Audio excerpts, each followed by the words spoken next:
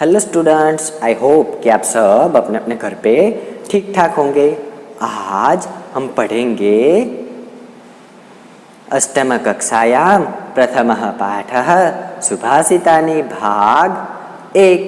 तो चलो देखते हैं। पहले तो हमारे माइंड में ये क्लियर होना चाहिए कि भाई सुभाषित क्या है। सुभाषित क्या है? सुभाषित शब्द दो शब्दों को जोड़ने से बनता है, सु प्लस भाषित।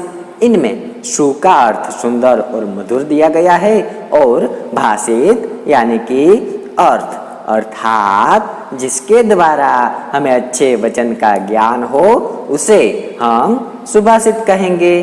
तो हमारे माइंड में ये क्लियर हो गया कि सुभाषित क्या है।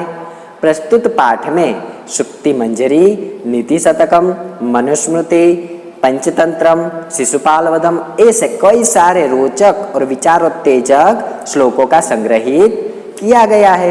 तो अब हम आगे देखते हैं कि पहला सुभाषित क्या है।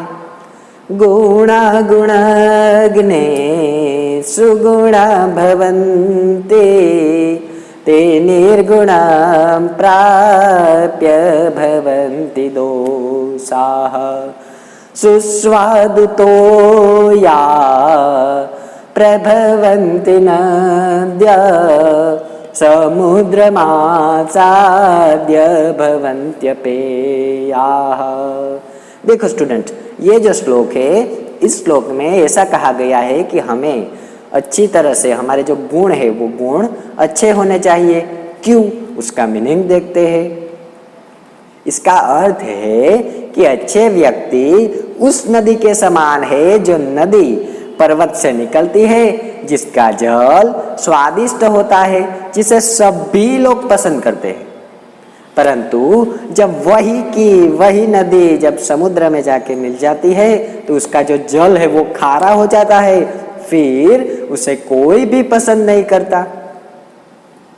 तो इसलिए इसका ये भावार्थ है कि अच्छे गुण तब तक अच्छे रहते हैं जब तक हम अच्छे लोगों की संगति में रहते हैं। जैसे ही हम लोग बुरे लोगों की संगति में चले जाते हैं, वैसे ही हमारे जो सद्गुण है वो भी दुर्गुण में बदल जाते हैं, फिर हमें कोई भी पसंद नहीं करता।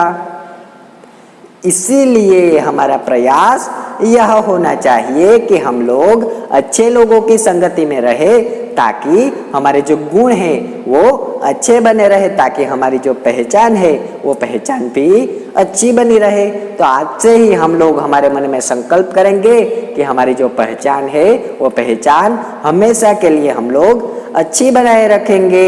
उसके बाद का दूसरा श्लोक देखते हैं। साहित्य संगीत कला विहीना साक्षात् पशुः पुच्छ विषाणहीनः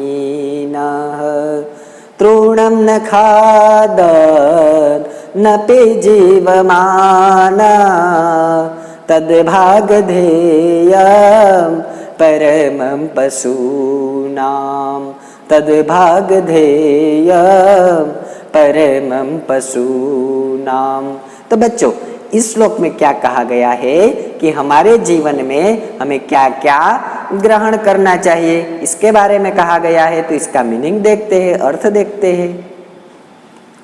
साहित्य संगीत कला विहीनः, यानी कि साहित्य संगीत और कला से हीन जो मनुष्य है वो मनुष्य वास्तव में पूंछ और सिंग से रहित पशु है, जो घास न खाता हुआ भी पशु की भांति यहाँ पे जीवित है।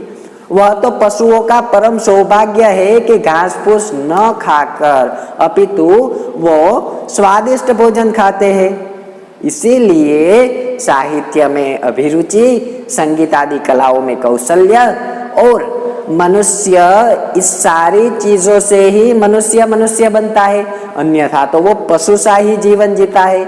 इसलिए हमें भी हमारे जीवन में साहित्य, संगीत, कला इत्यादि सारी वस्तु में अभिरुचि प्रकट करनी चाहिए। तो आज से हम सब भी साहित्य, संगीत, कला इत्यादि सारी चीजों में अभिरुचि प्रकट करेंगे, यानी कि इंटरेस्ट रखेंगे।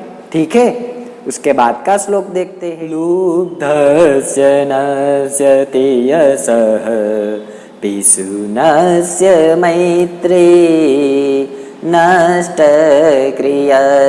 कुलमर्थपरस्य धर्मः विद्याफलं व्यसनिनः कृपणस्य सौख्यं राज्यं प्रमातसचिवस्य नराधिपस्य।